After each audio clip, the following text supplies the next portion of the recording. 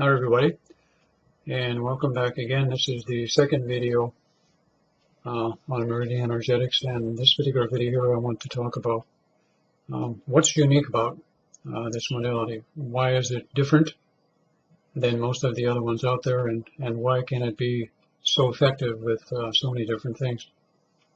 I think one of the most important things here to mention right off the bat in this video is what we have found out, and a lot of people, spiritual people, have found out, it's constantly being mentioned, that the flow of energy, the yin-yang balance within the physical body is of prime importance, especially during this evolutionary process that we're now going through and the acceleration of such. And what I have found out is the prime focus here, once you get to the point where you're working on a client, is to, step one, reestablish the yin-yang balance within their physical body. Now, how does one going to do this in a very short space of time? And I'm going to give you a description of how this is done, and it is simply this. If you can tap into a person's system, and the way that I teach people to do it is simply by grasping a person's feet, both hands, in both of their hands in a certain fashion, and then by participating in a breathing technique which the client uses and also the practitioner. What happens is you're able to feel the flow of breath and or energy through the body. And since you are holding the person's feet in both of your hands, you can actually feel, for sensitive people who are in tune with it, can actually feel the flow of energy as it moves up both feet and both legs and into the upper part of the body. And basically the premise is a lot of people are not understanding this, and I want to mention this at this point, is every time you breathe, every breath you take, not only are you taking in air, which sustains the body, but you are taking in prana, life force, chi, whatever label that you want to attach to it. And at the same time, there is a rhythm of that breath. In other words, as you're breathing in the air, you're also breathing in that prana, life force, or chi. But I found in everyone that it's in a, how do I describe this? It's in kind of like a universal flow or an ebb and flow that goes through the body. And how did I find this out? Some years ago, and I think that now this has been strategically arranged so I could discover this on my own. I had what's called not a near-death experience, but a death experience where I went through all of the psychological, mental, and even the physical and the breakdown of the physical body, which ended up in a death experience where I actually died. Or at least I thought I did, or experienced that I did. But what was most profound about the experience was that when I finally gave up and died, figuratively speaking, I immediately sat up, got up out of my body, and I looked around and I said, well, is that it? That's really all there is to dying, is simply a matter of letting go and finally giving up. Anyways, to bring it to the point here is one of the first things that I noticed was a completely enhanced sense of hearing. And of course, I tried to do what everyone else likes to do the first time they grow a body. They want to see if they can walk through a wall or stick your head out a wall, which I did. All of the curious things. And the final thing that I really noticed, which was really struck me as being really profound, is even though I was out of the body, I was still breathing, but I was not breathing air. I was breathing energy, and it was like a continual ebb and flow that I could feel through this other body, for lack of a better expression, which I did feel by reaching down, because I'm a very curious type of guy. I did reach down and feel it, and it felt something like a liquidy, plasticky type of feeling, where it was much less dense, if I can put it that way, than the physical body. It had more of a fluidic type of tendency to it. But I noticed there was this automatic wave, and I said, oh my God, I'm still breathing, but I wasn't breathing air. And it was really quite profound because I'm standing there and I'm realizing, well, this must be what happens in our natural state. We don't have to eat food. We don't have to take in water. Our actual spiritual self, if that's the right word, is sustained automatically by all of this prana, life force, or chi energy, which was really quite profound for me. And I really realized that I was really onto something when I discovered it. At the same time, what happened was I had to go to the washroom. The body said, it's time to go to the washroom. So I realized I had to go back into the body, which I did. To make a long story short, what happened is a few days later when I kind of got a handle on things, hang on a minute, I'm a coffee drinker.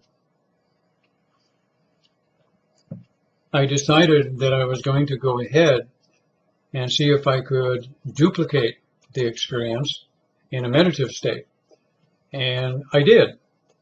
And it was very easy for me to go back in, and just by focusing on the breath, then expanding on it, I was very much aware that I could reinstitute that wave-like breathing situation.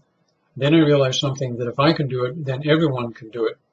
And if everyone can do it, then what happens is the flow of energy, because it's moving up in that wave, has to pass up. And here's an important point of the modality, is a lot of people don't realize this, but when you're breathing, as I said, and you're breathing out energy besides the air in the physical body, as you're breathing, you're actually taking in this prana, this life force, this chi energy, and it's coming up through 2 meridians on the bottom of the feet. Some people call them chakras. They're not quite right. It's part of an old meridian system that's now being reactivated. I'll get to that in the next video. And what happens is the energy comes up both legs, and in a female, because in a female, one ovary is masculine, one ovary is feminine, that's where it takes on duality. And from the duality state, then it spirals up into different channels and hopefully reaches the head in most cases. And that's how it moves. It's the same principle in a male, only the testicles are involved, one being male, one being female. Whether guys know it or not, or even females know it or not, it's a fact. So therefore, it's most important that before one does anything, there's no point in doing energy work on any people, or any kind of chakra work, or any kind of healing work, or any kind of etheric work, or any kind of surgery, or any kind of emotional, or any kind of mental stuff with person until that yin-yang balance has been reestablished. And I teach the practitioners how to do that in this particular modality. Once you have established that particular pattern of being in a balanced format, now it doesn't have to be perfect, but reasonably close will do. So I have a technique that actually does that. It reestablishes that balance. Now here's the thing that I have learned in regards to the etheric body, and it's very important to remember this, is the issue of spontaneous and miraculous healings happens occasionally on this planet, and most people don't understand how it works. But in reality, is the etheric body does have a state of consciousness. And the state of consciousness, people like to call it the subconscious. But I find, in truth, that the state of consciousness of the etheric body is about that of an 11 or a 12-year-old child, if I can put it that way.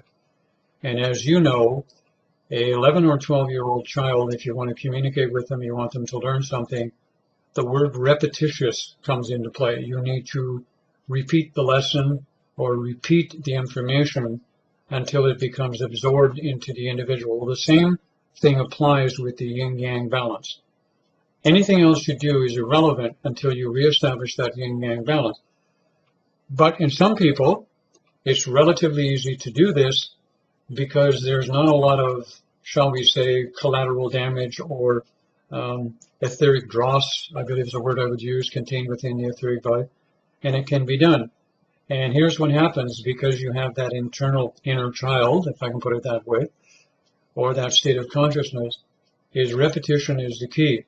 And in some cases, you may have to do this reestablishing of the yin-yang balance several times on one particular person. And then what happens one day, the inner child, or whatever you want to call it, says, oh, okay, I understand. You don't want me to do it the way it is and it was before. Now you want me to do it this way. And once they realize that happens, it goes into a lock and load situation. And what happens is eureka, you have a permanent balance and change of the yin-yang balance within the physical body. Then you can start making the changes. Now I must add here also that what happens is you can do this in the very first session that you're working with a person, establish the yin-yang balance, go ahead and do some of the work. And you can correct it in the etheric body.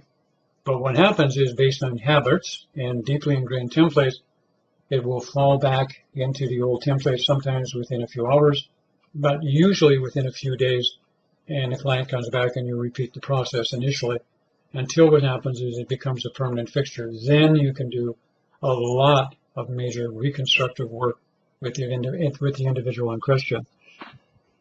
Now, the other thing that is very important here is to understand that the reestablishing of the yin-yang balance means that there are going to be some changes within the mental and the emotional body of the individual. This is going to cause some upheaval, some loosening, some rising up, as it were here, of issues and old patterns. The other thing that I do train practitioners to do is, first of all, they need to be able to do this for themselves. They need to be able to go through this process of healing themselves, establishing a yin-yang balance within themselves, establishing a connection to higher self, and actually doing the healing work with themselves. Because what happens as they do this themselves, they in turn become a template for the people that they work on to make it easier for those people to have something to focus on or say or see or feel. Oh, I get what you're trying to do because I can feel it emanating from you. So all of this has to be taught to the practitioner, and this is very important at this time. All right, now that gives you a brief summary of the prime importance of the I lost my train of thought here, of the yin-yang flow. Then actually you get into the etheric body, and I have mentioned something on that in my first video, but the etheric body, then you can begin to do the appropriate work on it that I've mentioned. But this of the yin-yang is very, very important, and I wanted to establish that as a very important structure of the modality right off the bat, and I'm going to leave it at this point. Thank you very much for listening.